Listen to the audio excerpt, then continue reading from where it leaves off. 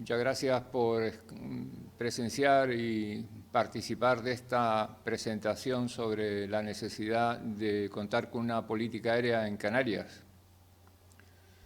Voy a leer algunos de los titulares de la prensa, de los medios de comunicación canarios sobre el transporte aéreo.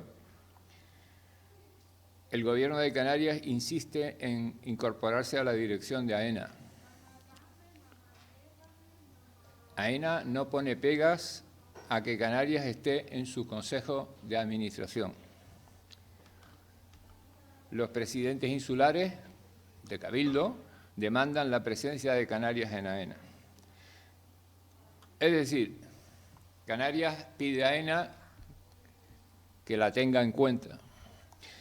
Pero lo que estamos planteando desde el Observatorio de Transporte Aéreo de Canarias, de la Real Sociedad Económica, no es que nos tengan en cuenta, que también lo que estamos planteando es que se pueda hacer una política de transporte aéreo autónoma desde Canarias, conforme a las necesidades de Canarias. Es una necesidad que entendemos política, es una necesidad económica y es una necesidad social, porque al fin y al cabo un archipiélago alejado 1.000 y pico, 2.000 kilómetros de la península necesita una garantía política de transporte aéreo, alejado de la península y alejado del continente europeo donde está la península ibérica y donde están el 99% de nuestras relaciones sociales y económicas. Es decir, Canarias necesita una política de transporte aéreo propia. Si el Estado tiene una, que la de Canarias se coordine con esa. Y si el Estado no tiene ninguna, pues que la tenga. Pero mientras tanto, Canarias debería tener la suya. Y para eso hace falta pues, un aparato administrativo de gestión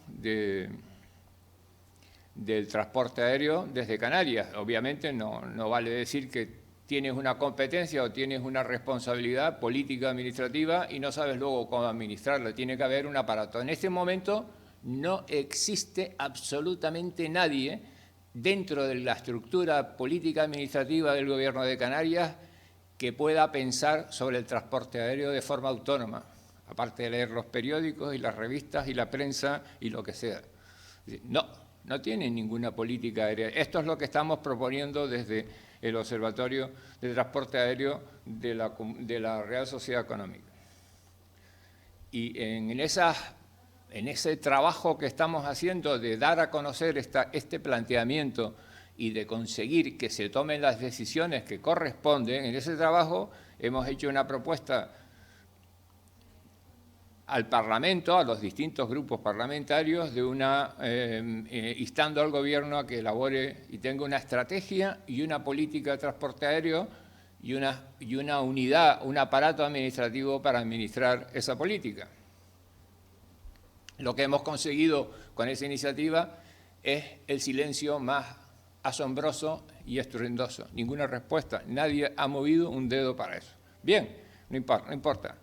Seguiremos trabajando en el tema y seguramente con el tiempo lo conseguiremos, no nos preocupa. Esa unidad administrativa para gestionar la política del transporte aéreo, nosotros creemos y le hemos hecho esa propuesta al Gobierno.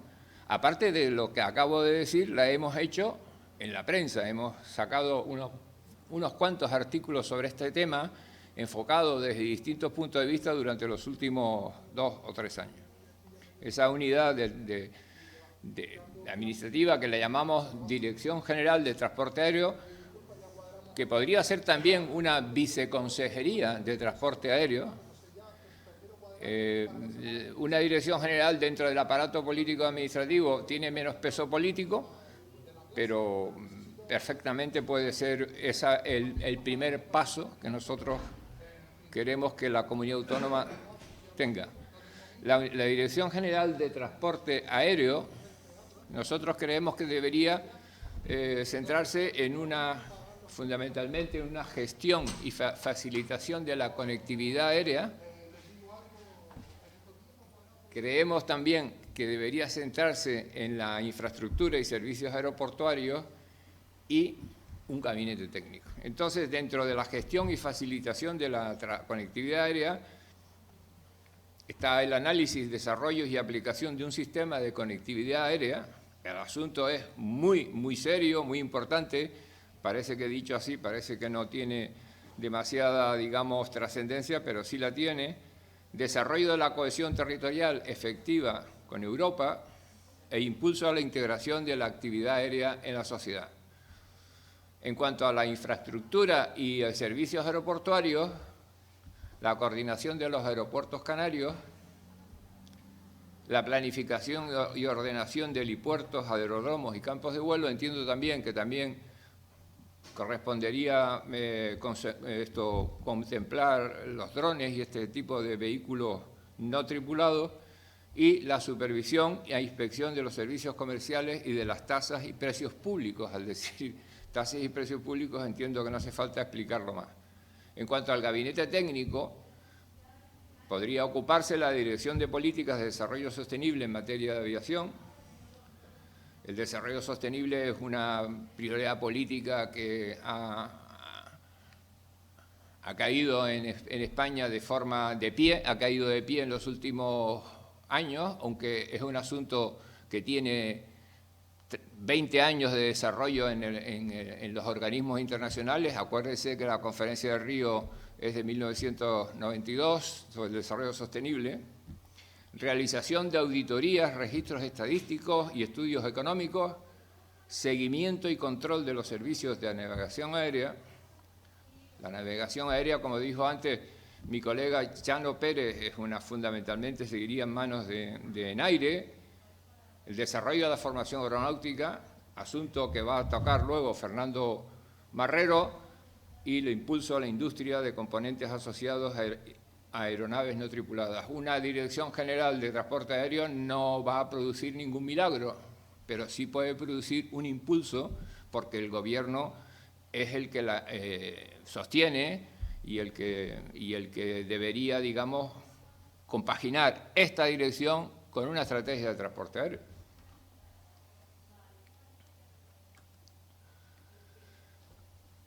La gestión individual de los aeropuertos canarios es una piedra central de una política de transporte aéreo, es evidente, ¿no?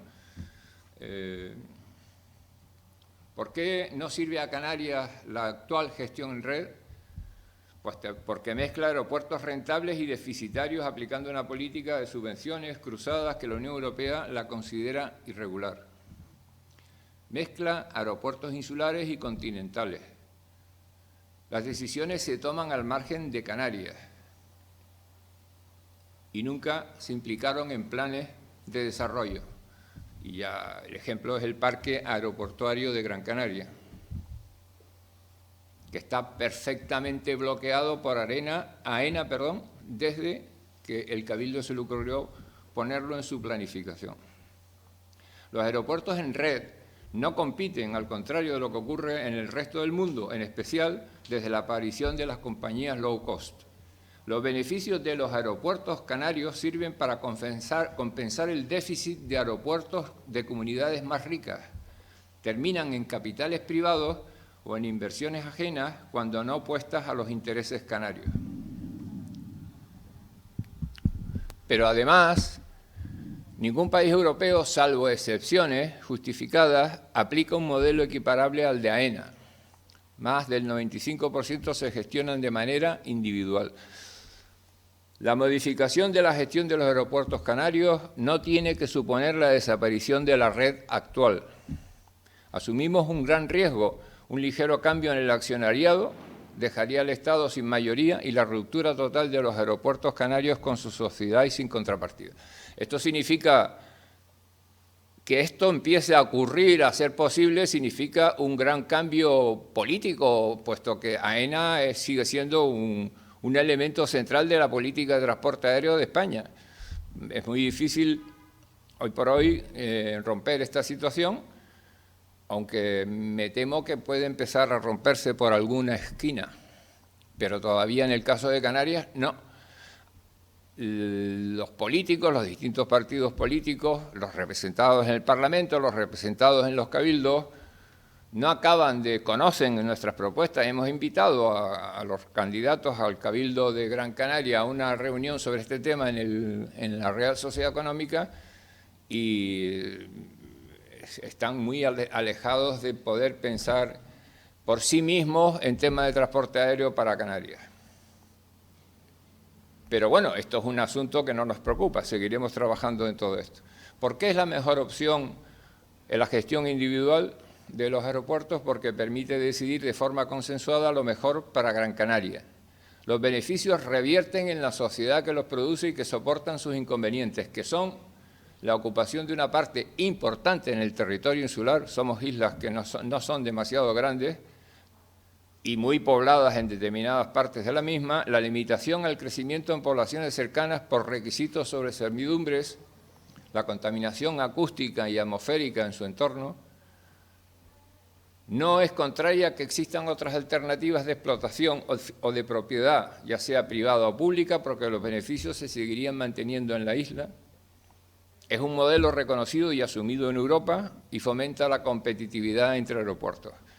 Evidentemente, esta propuesta resulta muy, como digo, muy chocante para los políticos, para los que están con capacidad de decidir y también para el público en general, a pesar de que vivimos una época histórica donde las regiones van acumulando competencias y se autogestionan, y está bien, se autogobiernan en muy buena parte, y sin embargo el transporte aéreo sigue estando en manos de un ente estatal que se llama ENA, donde la Comunidad Autónoma de Canarias no decide, ni modifica, ni condiciona, y esto es algo que nosotros queremos cambiar.